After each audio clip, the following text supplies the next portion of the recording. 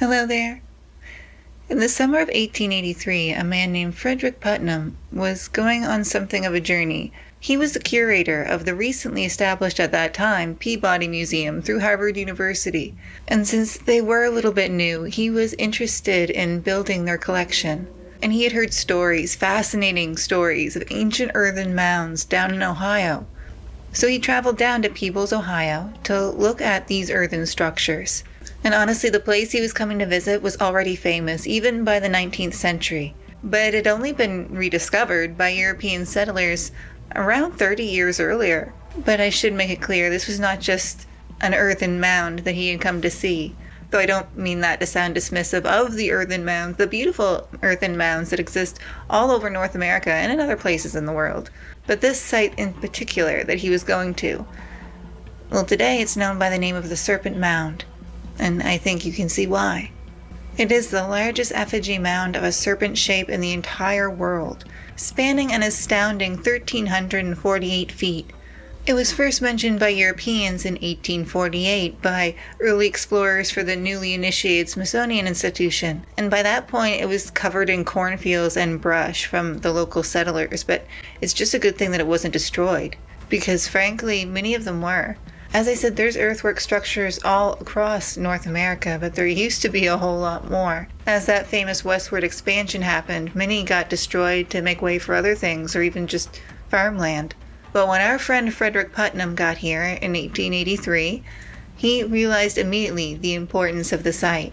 Upon returning to Boston, he started telling everyone he knew about it, publishing letters in the Boston Herald, and eventually started a full-on campaign to try to raise money to purchase the land that the Serpent Mound was on, to try to protect it, to save it.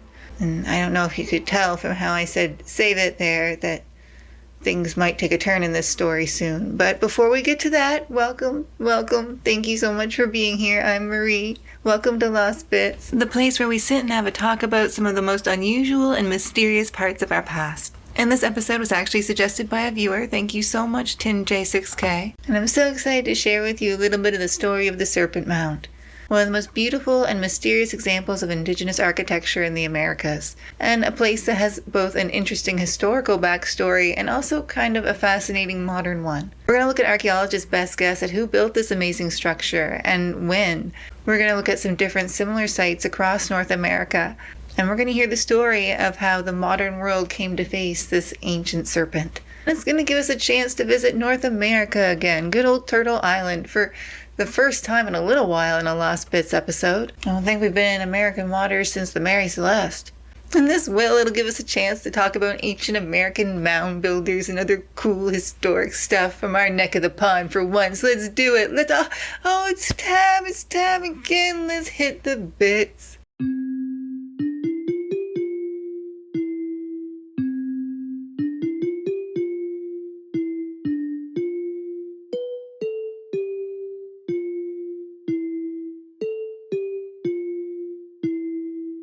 Okay, let's do some mound talk. Like I said, before Europeans arrived, there were earthen mounds. My goodness, there would have been thousands of them before.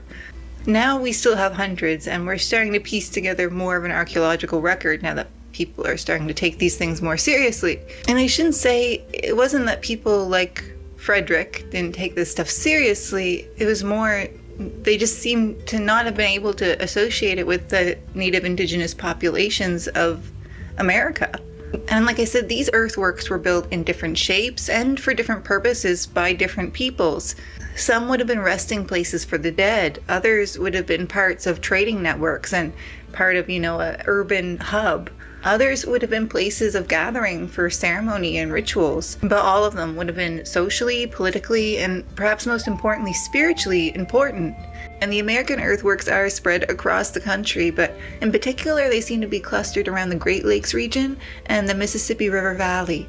And I have to stop and stress just how impressive some of these earthworks were. The largest actually earthwork anywhere in North America is Monk's Mound, part of the larger Cahokia Mound site. This place is famous and is on the UNESCO World Heritage List. And this Monk's Mound at Cahokia is a massive 30 meters high and spans 5 hectares at its base. And if we expand our gaze outward again, and this time look at Louisiana, at the oldest known earthwork in the Americas, a place known as Watson Brake, we can see that the indigenous people here were building these structures well over 5,000 years ago. So we have to bear all this in mind when we look at the Serpent Mound. It's part of a much larger, richer history than it might seem at first. And all of this was constructed without the help of horses or oxen or wheels. It was just carrying dirt and dropping that dirt, and then having that shaped by others. Now, our Serpent Mound has been radiocarbon dated, but there was a bit of controversy over the dating initially, and there still kind of is. Initial dating was done off of earthen sediments in the mound, but that can be inaccurate, and recent studies done with charcoal samples found date our Serpent Mound in its initial phase of construction at around 800 BCE. But it seems like it was worked on for several centuries, and the original culture that started building the Serpent Mound, which is known today as the Adena, may have not been the ones to finish it. A later culture, known as the Fort Ancient People, seemed to have finished constructing it around 1070 CE. Now, some archaeologists and anthropologists don't consider the Fort Ancient People to be a distinct culture from the Adena at all. They think them to be a successor to them, as they do share a lot of similarities in what we know of their culture. The first indigenous people in this area would have almost certainly been semi-nomadic hunter-gatherers. As they started to settle down and develop agriculture and become more settled in more areas, we start to see this mound building kind of take off, and the Adena in particular are famous now for their earthwork skills, and they've left lots of other evidence of their ingenuity behind for us. But the Serpent Mound is perhaps the most impressive, and it certainly has given rise to its fair share of its own mythology over the years. And even just looking at it, I know I don't have to explain to you why it's called the Serpent Mound, but there are genuinely different interpretations of what we're looking at here. Most agree, yes, it's obviously a snake, but is this part here the serpent's eye? Is it a part of its head? Or is it some object that it's holding in its mouth, like the sun or an egg, both of which have been proposed? And I want to make it clear too, this serpent wasn't the only thing found on the site by European settlers. There were burial mounds here too, 3 of them. Outside of that, many different artifacts were also recovered. And I have to talk too, again, just about the shape of our snake, because not only is this a beautiful, beautiful figure to look at, but it has a very practical purpose too, and a kind of ingenious one. The head of our snake aligns to the summer solstice, and the curves of its body seem to align to the solstices and equinoxes as well, suggesting that this place not only had spiritual significance for the local inhabitants, but also may have had astronomical significance for the inhabitants. And hinting at, too, just the complexity of what seems like maybe at first kind of a simple picture. There's a lot going on here when you look at this snake. And we have to look at where it was built, too, because, okay, this is where it starts to get very, very interesting, too, again here. Because our Serpent Mound is built in a meteorite crater, a literal meteorite impact crater, located in Adams County, Ohio, formed around 300 million years ago, and today understandably known as the Serpent Mound Crater. Some have suggested that the indigenous inhabitants built the Serpent Mound here as opposed to somewhere else because of this impact crater. And okay, hold on to your hats, because this is where it gets even more complicated and even more mysterious, because okay guys, you're not going to believe this. There was not one, but 2 fancy astronomical events that would have been happening right around when the Serpent Mound was being constructed. First, around 1054 AD, light from an exploding supernova in the Crab Nebula finally reached the Earth's atmosphere and was visible, and would have been visible to modern humans for around 2 weeks. Even in the brightest light of day, it would have been visible in the sky, and almost certainly would have been noticed by the indigenous people living at the site. The second cool spacey thing that happened, Halley's Comet came through and was recorded by Chinese astronomers around 1066 AD, and it may have been actually its brightest appearance ever seen by human eyes.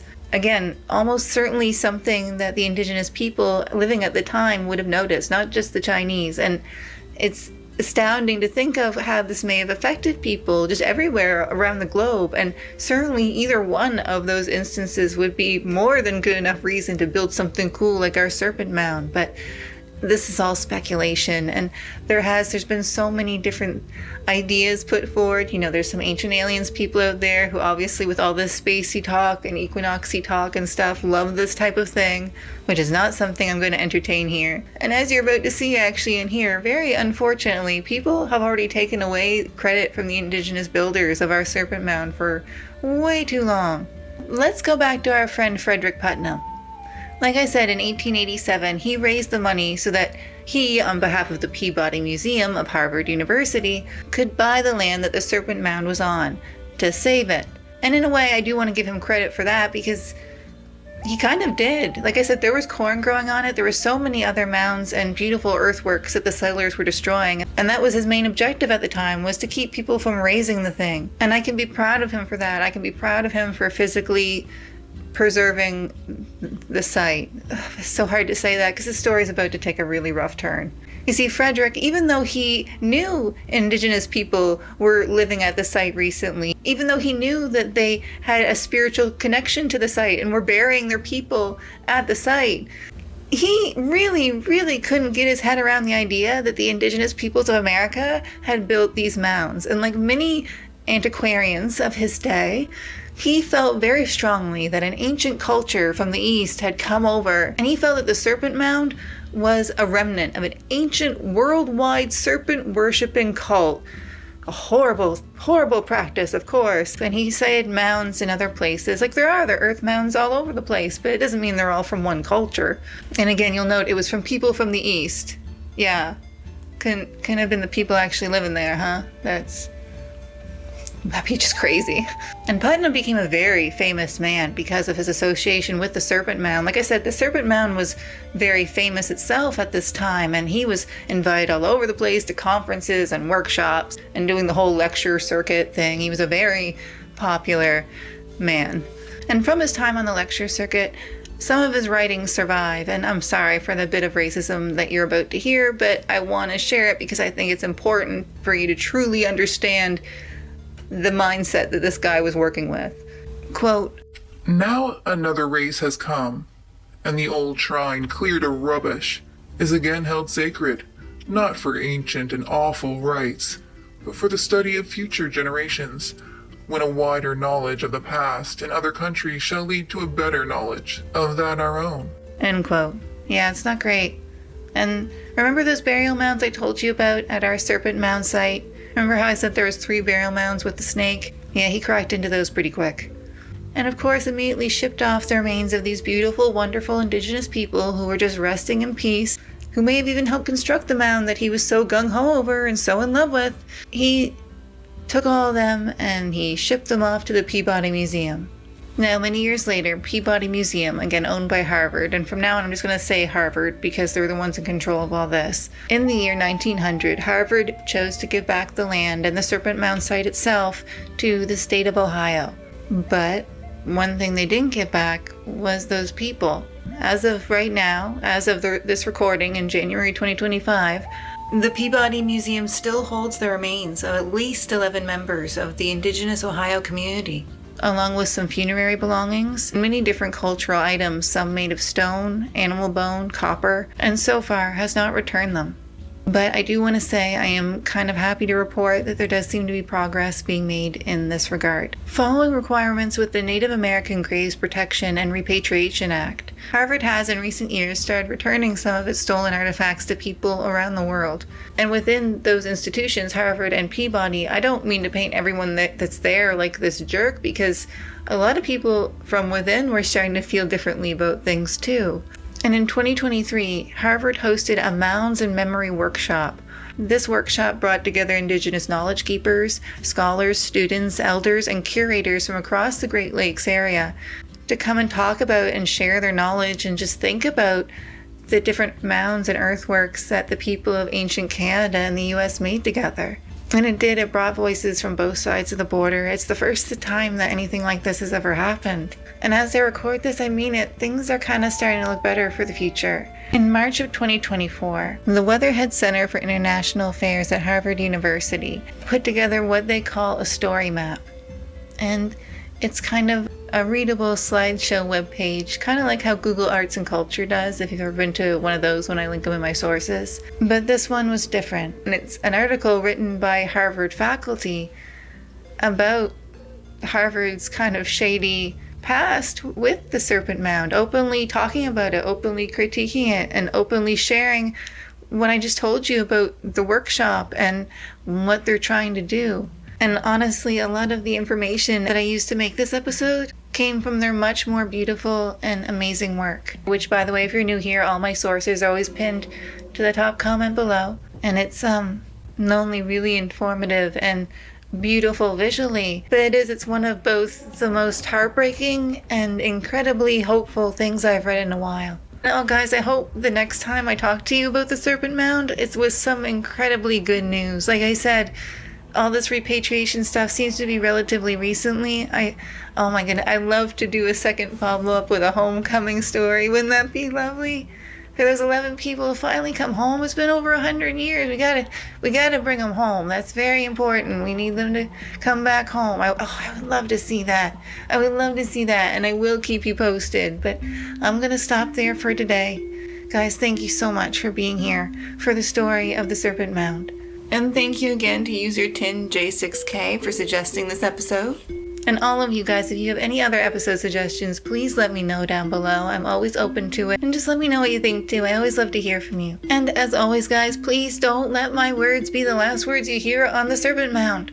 Or on just the Earth Mound Builders. And you know your local library might have a good book on this sort of thing. Or they might not. But they'd have a good book on something. They'd have a great book on something. I know they would. Go to the library. Go to the library. You'll have such a nice time. And when you get back from the library, if you like what you saw today, please consider checking out the rest of my channel, where you'll find lots more unusual and mysterious tales from our past. I do long Lost Realms deep dive episodes once a month, and shorter Lost Bits episodes like this at least once a week. So if that sounds like your kind of thing, I'd love to see more of you, but either way, thank you again so much for being here. Be safe, be happy, go with all my love. Until next time, goodbye.